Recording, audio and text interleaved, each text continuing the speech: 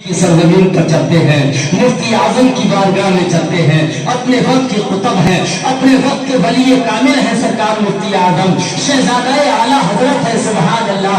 حضرات آپ اپنے مرید کے گھر پر تشریف لے گئے، سبحان اللہ، اور آپ اپنے قیام گاہ میں جہاں پر تھے وہاں پر ذکر کے لیے آپ تشریف فرما تھے۔ مرید کو ہدایت کرنی، ہماری بغیر اجازت کے کمرے میں داخل مت ہو جانا۔ ابھی حضرت نے کھانا تناول نہیں فرمایا ہے۔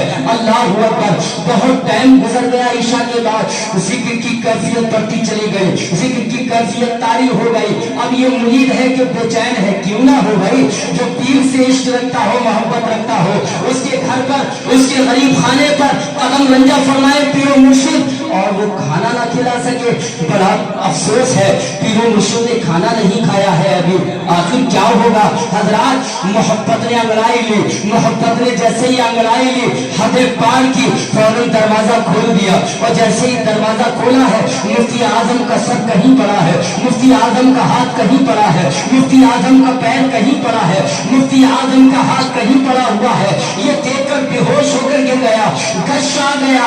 اس کے بعد جب ہوش آیا مفتی اعظم نے اس کے اوپر پانی کا چھینٹا لگایا، ہوش آیا، دیکھا مفتی اعظم تو صحیح سلامت بیٹھے ہوئے ہیں، میری نظروں نے کیا دیکھا ہے؟ میرے مفتی اعظم نے فرمایا میں نے کہا نہیں تھا بغیر اجازت کے ہمارے کمرے میں داخل مت ہو جانا، ہم اللہ کا ذکر کر رہے تھے۔ اور سنو، جو بندہ اللہ کا ذکر کرتا ہے اور جب ذکر اس کی زبان ذکر سے معطر ہو جاتی ہے تو اس کے جسم کا ایک ایک اعضا ذکر کرنے لگتا ہے۔ مفتی اعظم کا سر الگ ذکر کر رہا تھا، ہاتھ الگ ذکر کر رہا تھا، پیر الگ ذکر کر رہا تھا۔ اللہ اکبر۔ یہ ہے ذکر کی کیفیت۔ جب بندہ ذکر اللہ کثرت سے کرتا ہے تو وہ جاگتے پہ بھی ذکر کرتا ہے، سونے کے بعد بھی ذکر کرتا ہے، اور جب قبر میں چلا جاتا ہے تو وہاں بھی وہ اللہ کا ذکر کرتا ہے۔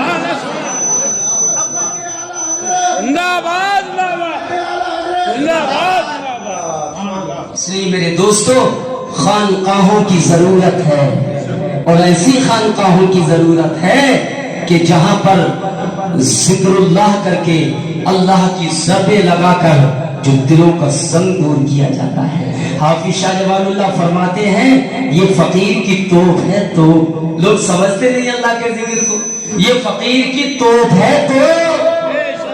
منوا پٹی کے پاس میں جنگل ہے، سب سے پہلا قیام بریلی کے بعد میں حافظ شاہ جمال اللہ نے اس جگہ پر فرمایا، رامپور باغ میں تشریف لے گئے۔ نواب فیض اللہ خان نے بڑی تمازت کی، بڑی خوشامد کی، اور رامپور کو لے کر گیا نواب فیض اللہ خان حضرت حافظ شاہ جمال اللہ کو۔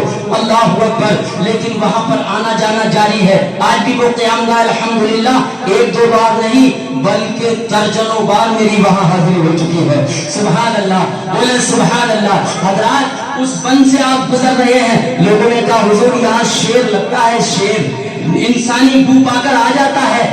آپ نے فرمایا اللہ مالک ہے، آپ نکلے چلے آتے ہیں۔ شیر نے انسانی بو کو پایا، فوراً جنگل سے باہر نکلا اور حملہ ہی کرنا چاہتا تھا کہ حضرت حافظ شاہ جمال اللہ کی زبان سے اللہ نکل گیا۔ سبحان اللہ۔